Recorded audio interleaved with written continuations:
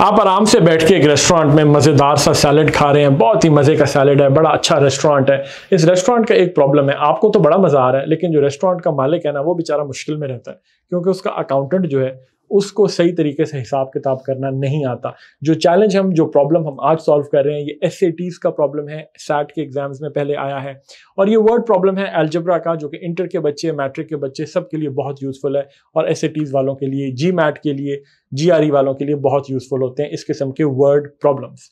तो प्रॉब्लम क्या है? और अकाउंटेंट उस रेस्टोरेंट का नकम्मा है। अब ये रेस्टोरेंट की दो चीजें बड़ी मशहूर हैं, वैसे तो अच्छा रेस्टोरेंट है, लेकिन दो चीजें बड़ी मशहूर हैं। सैलड्स बड़े मशहूर हैं, आप देख रहे हैं कैसा मुंह में पानी आ रहा है, और दूसरा इसके फ्रेश जूसेस बड़े मशहूर हैं। अब जो ओनर है रेस्टोरेंट का, वो अकाउंटेंट से पूछता है कि यार मुझे बताओ कि आज सैलड्स कितने बिके हैं, यार सैलड्स कितने बिके हैं। वो अकाउंटेंट कहता है कि जी मुझे थोड़ा और बताए ना, मुझे तो पता नहीं चल रहा, मैं हिसाब किताब। उसे ओनर कहता है देख यार, मुझे जो बेसिक हिसाब समझ आया मैं तुझे बताता हूँ, तू मुझे कैलकुलेट करके बता कि सैलड्स कितने बिके हैं, ठीक है। तो ओनर उसे वर्ड प्रॉब्लम देता है, उसे अपना मसला समझाता है, उसे कहता है देख यार तुझे पता है कि we sell salads for $5 each and juices for $2 each. मैं डॉलर्स इसलिए इस्तेमाल कर रहा हूँ रुपीस की बजाय, क्योंकि रुपीस की जगह पे, क्योंकि ये सैट का एक एक्चुअल पास्ट प्रॉब्लम है, क्वेश्चन है।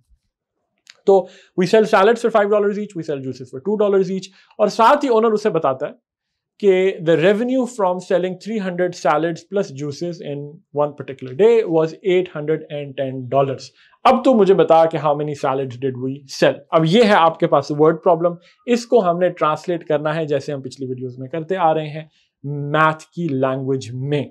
अब यहां पे देखिए कि ढूंढना क्या है, ढूंढना है how many salads did we sell, ठीक है। लेकिन ढूंढनी तो आपने एक चीज है, लेकिन आपको वर्ड प्रॉब्लम पढ़ के ये पता चल जाना चाहिए कि दो कैरेक्टर फिर रहे हैं बीच में, सैलड्स हैं और सैलड्स के साथ जूसेस हैं, क्योंकि आपको सैलड की प्राइस भी दी गई, जूसेस की प्राइस भी दी गई, और आपको नहीं पता कि सैलड कितने बिके, जूसेस कितने बिके। आपको ये पता है कि the revenue from selling 300 salads plus juices was $810 बस। तो अब इवन दो आपको प्रॉब्लम में कहा गया है कि how many salads did we sell, owner accountant से ये पूछ रहा है, लेकिन जूसेस भी इसमें अननोन है। तो अननोन कितने हैं? अननोन दो हैं, दो लोग हैं जिन्हें आपने बेनकाब करना है। सैलड्स कितने और जूसेस कितने, ये इसलिए जानना जरूरी है कि बच्चे ये अक्सर देखकर के जी सिर्फ सैलड्स लिखा हुआ है तो उन्हें समझ नहीं आ रही होती कि दूसरा अननोन मेंशन क्यों नहीं किया गया। तो हो सकता है दूसरा अननोन एक्सप्लिसिटली जाहिरी तौर पे मेंशन ना किया गया हो, लेकिन आपको पता होना चाहिए कि दूसरा भी अननोन है ना, क्योंकि इसी तरह फिर आप प्रॉब्लम को ट्रांसलेट कर पाएंगे। तो अननोन्स दो हैं बेटा, अननोन्स दो हैं, उसमें से हमें कहा गया है कि हमें सैलड्स बता दो, ठीक है। तो दो अननोन्स हैं, सैलड्स कितने और जूसेस कितने। हम उसको इस मिसाल में सपोज करें कि सैलड्स को एस कह देते हैं, S is the number of salads जो बिके, और हम जूसेस को जे कह देते हैं, J is the number of juices जो बिके, ठीक है। अब हम इस वर्ड प्रॉब्लम को लेते हैं। वर्ड प्रॉब्लम के दो हिस्से हैं, बड़े मोटे मोटे लेवल पे दो हिस्से हैं। पहला हिस्सा कि the price of each salad is $5, the price of each juice is $2, ये पहला हिस्सा। और दूसरा हिस्सा क्या है? The revenue from selling 300 salads plus juices in one day was $810। तो ये एक पहला हिस्सा हो गया, दूसरा हिस्सा हो गया। अब सिर्फ पहले हिस्से को ले लो, ठीक है, दूसरे हिस्से को एक सेकंड के लिए भूल जाओ। पहला हिस्सा वो आपको क्या इंफॉर्मेशन दे रहा है? वो आपको सिर्फ कीमत बता रहा है, एस की और जे की। आपको वो कीमत बता रहा है कि जो सैलड है, सैलड कितने का बिकता है, एक सैलड कितने का बिकता है और एक जूस कितने का बिकता है। $5 का सैलड बिकता है, $2 का जूस बिकता है।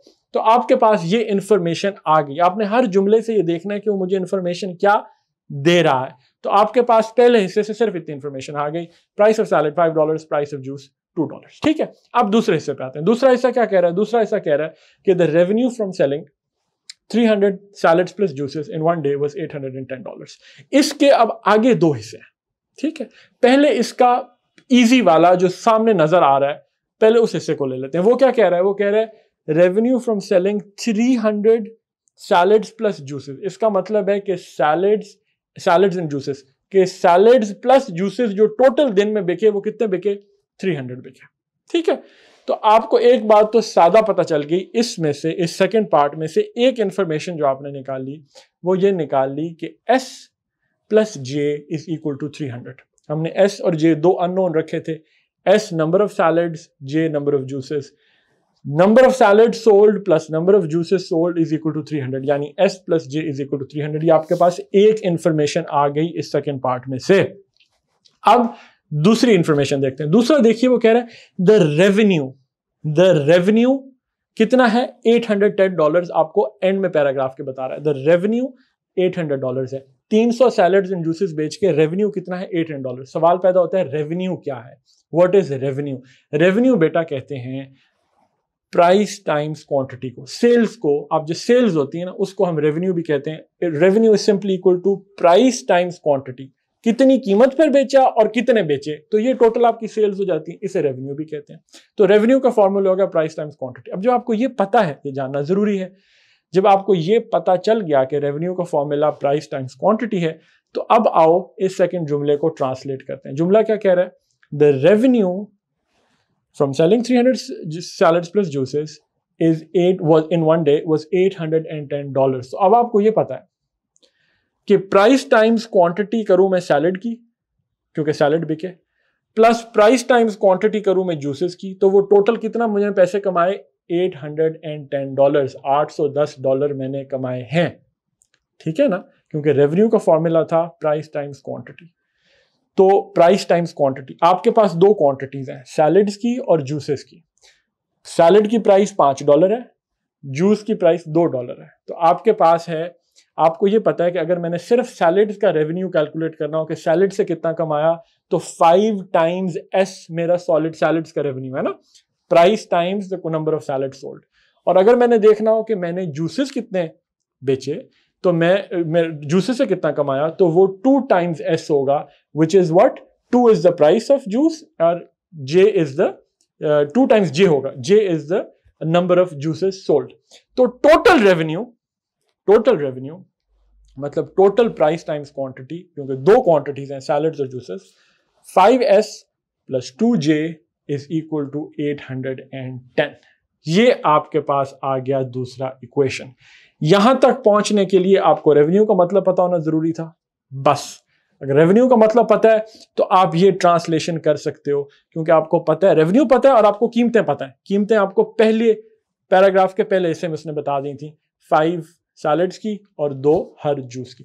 अब आपके पास ये दो मैथ के इक्वेशंस आ गए। एक इक्वेशन ये कह रहा है कि S plus J is equal to 300, यानी टोटल आपने 300 सैलड्स और जूसेस बेचे हैं। दूसरा इक्वेशन ये कह रहा है कि इनको बेचने से आपने $810 कमाए हैं टोटल बेचकर, और वो इस चीज में ट्रांसलेट कर रहा है इनको बेचने से, मतलब जब बेचे तो आपने सैलड्स बेचे कितने, $5 पर, जूसेस बेचे $2 पर, तो 5S plus 2J is equal to 810। बस अब आपका काम आसान है। अब आप पहले वाले इक्वेशन को लो, S plus J is equal to 300, आप उसको ले लो, उसमें से आप उसको आप लिख सकते हो, रीअरेंज कर सकते हो, S is equal to 300 minus J, ठीक है ना, ऐसा लिखा जा सकता है, या J is equal to 300 minus S, ऐसे लिखा जा सकता है। अब हमने निकालना है S, तो हम उसको J को रिप्लेस करते हैं सेकंड इक्वेशन में। हम क्या लिखते हैं, हम कहते हैं J is equal to 300 minus S। J is equal to 300 minus S जब आपके पास आ गया, इसको आप ले जाओ सेकंड इक्वेशन के अंदर, जो कि क्या कह रहा है, 5S plus 2J is equal to 810। तो अब 5S प्लस 2J की जगह कर दो 300 minus S is equal to 810। तो अब आपके पास क्या आ गया, इसको आप सॉल्व कर लो, 5S plus 2 times 300 minus S is equal to 810। ये क्या हो गया, 5S प्लस 600 यानी 2 times 300 minus 2S is equal to 810। 5S minus 2S क्या हो जाएगा, 3S। 600 को 3S is equal to 810 minus 600 को उस तरफ ले जाओ, तो 3S is equal to 810 minus 600 जो कि हो गया 210। 3S is equal to 210, S is equal to 210 divided by 3, S is equal to 70। तो 70 सैलड आपने बेचे हैं, 70 सैलड्स आपने रेस्टोरेंट में बेचे हैं। आपने उस ओनर का, उस मालिक का काम आसान कर दिया। अब यही आपसे पूछा गया था, आप दोबारा सवाल देखो, आखिरी जो जुमला था सवाल में वो था, how many salads did you sell. आपसे मुलाकात होगी दोबारा एक नए वर्ड प्रॉब्लम के साथ।